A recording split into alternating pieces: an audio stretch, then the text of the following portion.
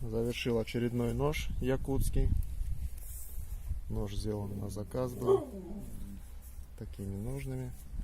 Подвес свободный на узелке. Так, сам нож. Нож плотненько сидит. Сталь ножа Х12МФ. Кованая, долкованная. Здесь тоже элемент ковки оставил. Так, размеры небольшие. Длина клинка 115 миллиметров. Плохо видно. Толщина клинка 4 миллиметра средняя. И ширина 25 миллиметров. Рукоять 125 миллиметров. Рукоять сделана кат березы, без морилки, свой цвет, просто пропитка льняным маслом и тиковым маслом. Вставка стабилизированный кап клена, по-моему, был это от другой рукояти, обрезок остался. Такую вставочку сделал. Сечение яйцо,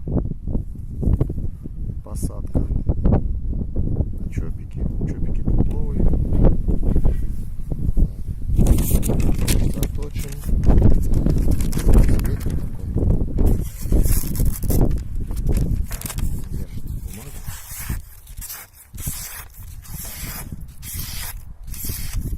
Вот, видно, что острый. Дерево. Строгалочка.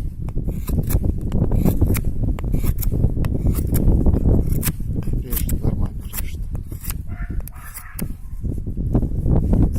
Слабая, нож не зарывается. Такая линзочка. Нож едет или летит в Канаду.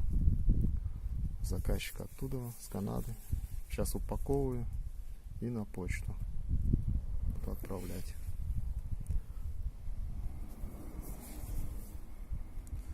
Все. Нож уехал.